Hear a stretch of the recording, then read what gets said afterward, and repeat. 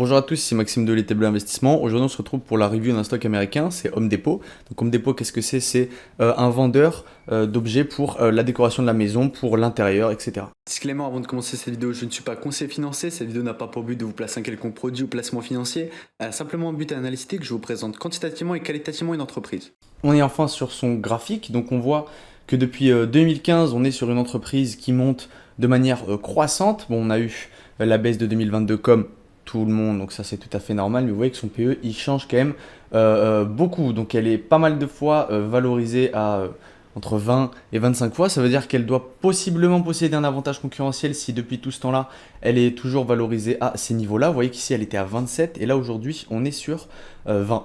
Donc c'est pas une très très grande différence, alors qu'ici on pouvait être à 414 et ici on est à 327. Alors qu'est-ce qu'on va voir sur ce genre d'entreprise? On va voir des marges qui sont à peu près stables. Donc on est sur des marges entre 7 à 10%. Voilà, donc on monte pas très haut, on ne baisse pas très bas. C'est assez intéressant. On est sur des marges nettes qui montent croissamment. Ok, donc on va regarder la vue d'ensemble. On est sur une capitalisation boursière à 329 milliards, un rendement du dividende à 2,5 et un EPS basique à 16. Donc si aujourd'hui vous l'achetez avec une action à 300 dollars avec un rendement à 16 dollars par action, vous êtes à peu près sur du 5%.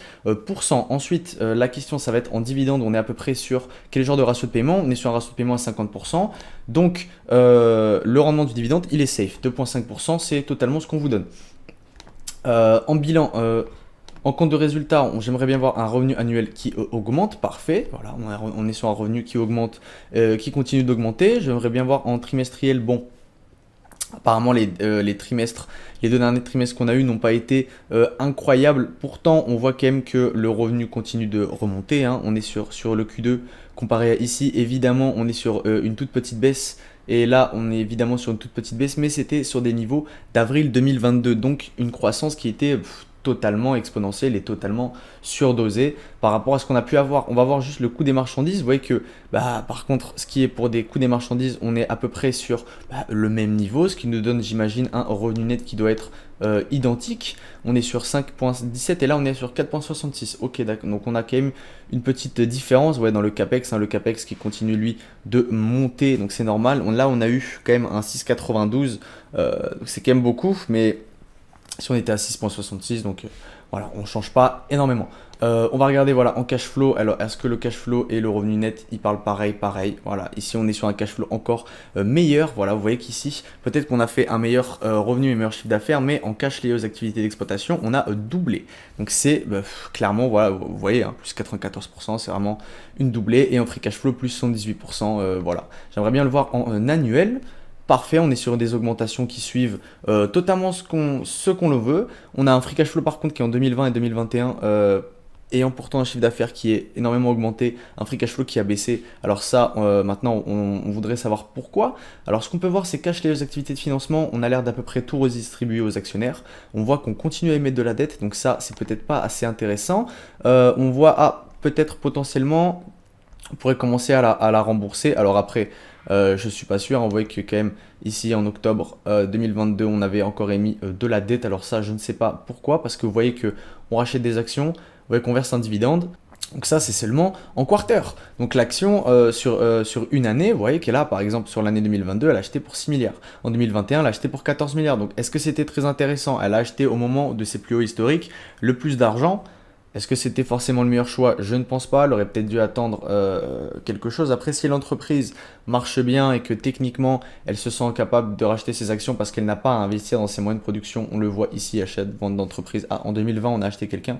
Par contre, vous voyez qu'en dépenses d'immobilisation, on est toujours en croissance, hein, donc je pense qu'on doit continuer d'ouvrir de nouveaux magasins, etc. Donc ça, vous pouvez le regarder dans leur bilan. Alors ensuite, qu'est-ce qu'on voit exactement? Qu'est-ce qui nous rapporte de l'argent? Donc vous voyez qu'on a énormément de segments. Donc potentiellement, est-ce que Home Depot est un conglomérat? Je ne sais pas, mais il faudrait regarder un petit peu en profondeur qu'est-ce que c'est exactement. Donc je vais regarder qu'est-ce que nous dit CBNN. Donc elle nous dit qu'il Home Depot bat les earnings estimés, mais par contre ces segments de vente commencent à décliner un petit peu. Donc qu'est-ce qu'on nous dit exactement?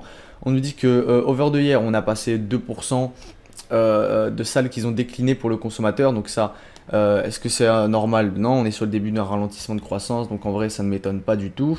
Voilà, décline entre 2 à 5% à peu près pour la même période. On nous dit qu'il y avait pas mal de personnes qui avaient acheté des grosses choses durant le Covid parce que voilà, hein, tu restes chez toi, donc tu as envie de faire des aménagements, etc. Earning par share, on a un earning par share qui augmente. Alors, pourquoi il augmente? Parce qu'on fait du rachat d'actions, donc ensuite forcément ça augmente notre earning par share. Ce qu'on veut voir nous, c'est d'abord le revenu qui augmente. Vous voyez que le revenu n'augmente pas autant par rapport à l'earning per share, donc c'est pour ça que je vous dis qu'il faut toujours regarder qu'est-ce que fait l'entreprise de son cash et surtout regarder son bilan. Voilà, donc qu'est-ce qu'on nous dit en quarter net sales? Voilà, donc vous voyez qu'ici on avait de la croissance de 2019 à 2022, donc depuis le Covid, et maintenant on est reparti sur des niveaux où en fait on baisse, étant donné qu'on a atteint une croissance qui était complètement exponentielle avec le Covid. On est sur une croissance qui baisse. Alors est-ce que ça c'est complètement... Est-ce que ça c'est quelque chose qui devrait nous alarmer? Je ne pense pas.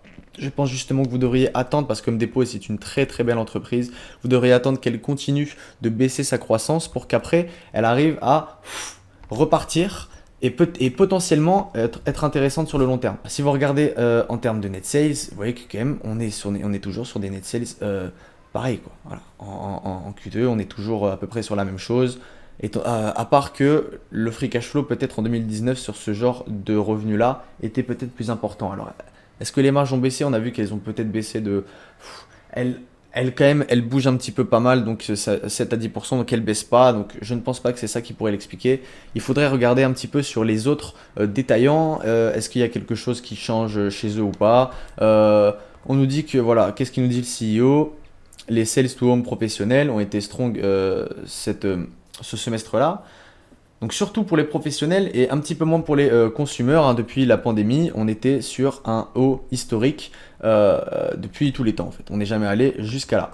Ensuite, qu'est-ce qu'on nous dit? Le lundi dernier, Home Depot a racheté 4% de ses shares. Le lundi dernier, quand le marché s'est fermé, on nous a dit que Home Depot avait monté de 4% quand le SP500 avait monté de 17. On a clôturé à 329, 1% de moins. Donc ça nous intéresse pas énormément.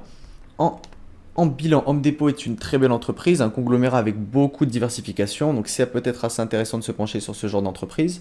Alors d'aujourd'hui, peut-être pas attendre que la croissance continue de baisser, parce que c'est sûrement ce qui va arriver pour ce genre d'entreprise, avec une croissance aussi haute qu'il y a pu avoir. À un moment, il va bien falloir avoir un décroissement de la croissance, sachant que notre dépense en CAPEX augmente, les coûts des matériaux augmentent, donc cette entreprise va faire face à de l'augmentation en termes de dépenses.